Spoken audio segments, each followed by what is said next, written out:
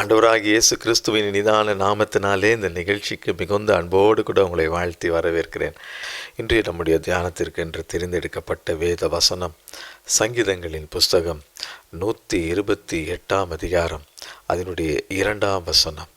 உன் கைகளின் பிரயாசத்தை நீ சாப்பிடுவாய், உனக்கு பாக்கியமும் நன்மையும் உண்டாயிருக்கும். ஆம் பிரியமானவர்களே, தேவனாகிய கர்த்தர் நம்மை ஆசீர்வதிக்க விரும்புகிறவர். நம்முடைய எல்லா காரியங்களிலும் ஒரு நிறைவை நமக்கு கொடுத்து நம்மை உயர்த்த வேண்டும் என்று சொல்லி விரும்புகிற ஆண்டவராக இருக்கிறார். அதை தான் இந்த பகுதியில் நாம் பார்க்கிறோம். என் மகனே, என் மகளே, உன் கைகளின் பிரயாசத்தை நீ சாப்பிடுவாய். எத்தனை அன்புள்ள ஆண்டவர் அவர். உன் கைகளின் பிரயாசத்தை நீ சாப்பிடுவாய், உனக்கு பாக்கியமும் நன்மையும் அதனால் உண்டாயிருக்கும். இந்த கிருபையை கர்த்தர் இந்த நாளிலும் நம் ஒவ்வொருவருக்கும் இரக்கமாய் ஈவாய் கொடுத்திருக்கிறார், கொடுக்க போகிறார். அப்படியானால் யாருக்கு இந்த காரியத்தை ஆண்டவர் ஆசீர்வாதமாய் இரக்கமாய் ஈவாய் கிருபையாய் தயவாய் கொடுக்கிறாராம்? அதற்கு முந்தின வசனம் சங்கீதம் 128 1 வசனம். கர்த்தருக்கு பயந்து அவர் வழியில் நடக்கிற எவனோ அவன் பாக்கியவான். தேவாதி தேவனுக்கு பயந்து அவர் வழியில் நடக்கிறவன் எவனோ அவனுக்கு இந்த கிருபைகள், இந்த ஆசீர்வாதங்களை, இந்த இரக்கங்களை ஈவாய் கொடுப்பதற்கு தேவனாகிய கர்த்தர் ஆவலோடு கூட இருக்கிறார். உன் கைகளின் பிரயாசத்தை நீ சாப்பிடுவாய், உனக்கு பாக்கியமும் நன்மையும் உண்டாயிருக்கும். உனக்கு பாக்கியம், உனக்கு நன்மை. காரணம், நீ கர்த்தருக்கு பயந்து தீமையை விட்டு விலகுகிற ஒரு பிள்ளை. ஆகவே உனக்கு இந்த ஆசீர்வாதத்தை இரக்கமாய் ஈவாய் கர்த்தர் கொடுக்கிறார். ஏசாயா தீர்க்கதரிசிகளின் புஸ்தகம் 3 அதிகாரம் அதனுடைய 10 வசனத்திலே நாம் பார்க்கிறோம். உங்களுக்கு நன்மை உண்டாகும் என்று நீதிமான்களுக்கு சொல்லுங்கள், அவர்கள் தங்கள் கிரியைகளின் பலனை அனுபவிப்பார்கள். உங்களுக்கு நன்மை உண்டாயிருக்கும் என்று நீதிமான்களுக்கு சொல்லுங்கள், அவர்கள் தங்கள் கிரியைகளின் பலனை அனுபவிப்பார்கள்.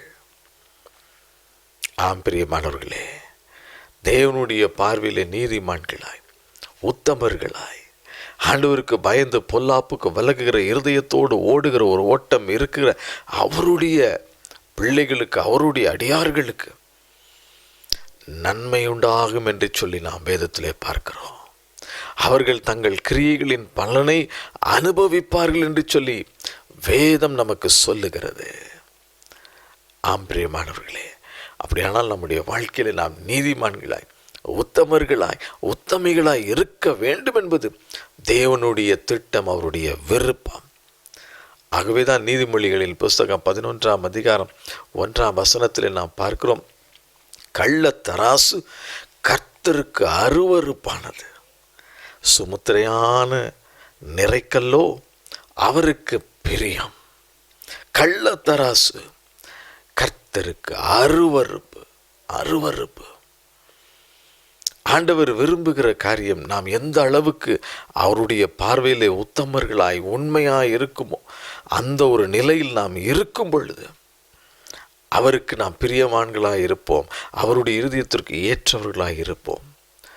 ஒருவேளை நம்முடைய வாழ்க்கையில் பொய்யான கிரியைகள், மாய்மாலமான எண்ணங்கள், மாய்மாலமான செயல்கள் இருக்கும் என்று சொன்னால் அது கர்த்தருடைய பார்வையிலே அருவருப்பாயிருக்கும் என்று சொல்லி நீதிமொழிகள் 11:1 நாம் பார்க்கிறோம். அதை தான் இங்கு சொல்லியிருக்கிறார்.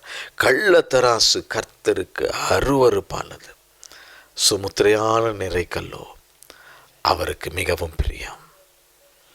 ஆகவே தேவனுடைய சமூகத்தில் நாம் அவருக்கு பிரியமுள்ளவர்களாய் நீதிமான்களாய் உத்தமர்களாய் இருக்கும் பொழுது நம்முடைய கைகளின் பிரயாசத்தை நாம் சாப்பிடும் பாக்கியத்தை நமக்கு கொடுப்பார்.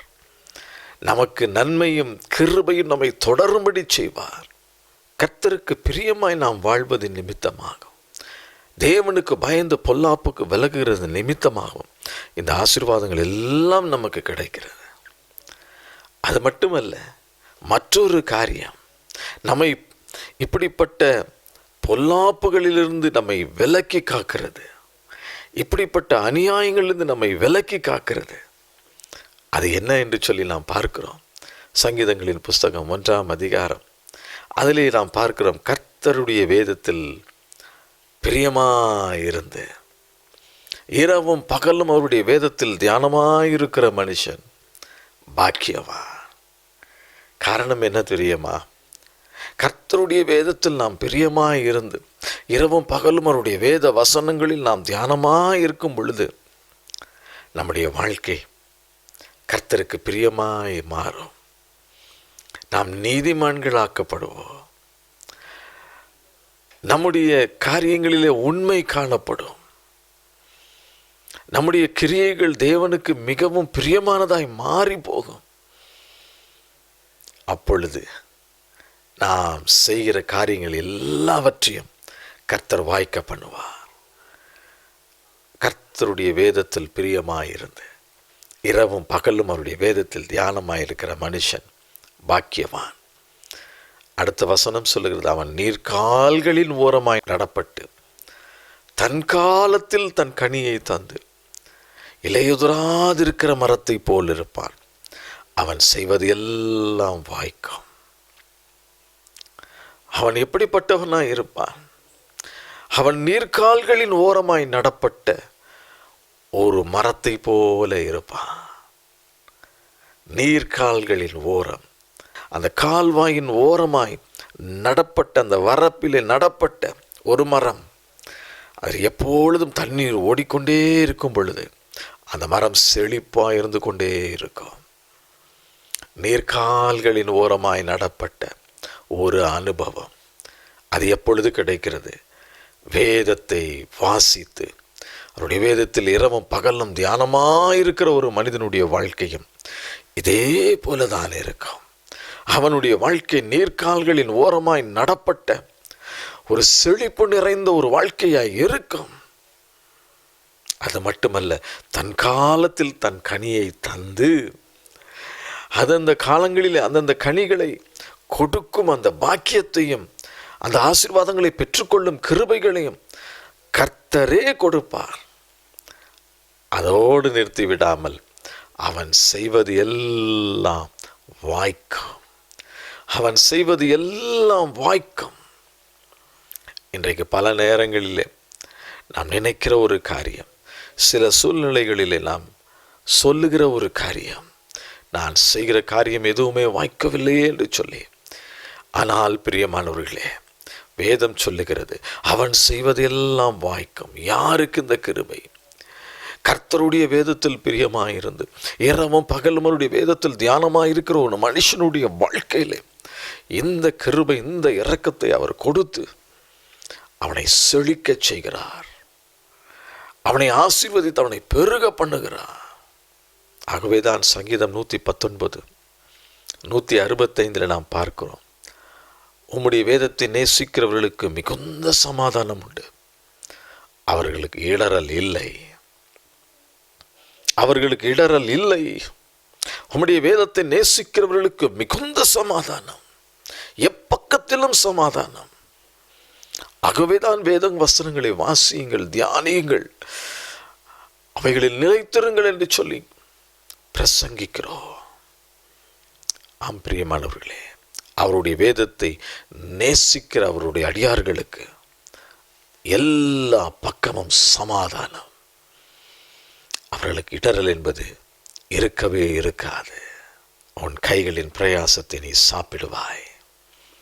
உனக்கு பாக்கியமும் நன்மையும் உண்டாயிருக்கும். இது ஒரு பெரிய ஆசீர்வாதம். அவன் செய்வது எல்லாம் வாய்க்கும். அவன் செய்வது எல்லாம் வாய்க்கும். நாம் என்ன காரியத்தை செய்கிறோமோ அதை வாய்க்க பண்ணுகிறவர் கர்த்தர். அவர் நம்மோடு இருக்கிறார். எப்பொழுது அவருடைய வேதத்தில் பிரியமாயிருந்து இரவும் பகலும் அதில் தியானமாய் இருக்கும் பொழுது நாம் அவருக்கு பிரியமாய் மாறுகிறோம்.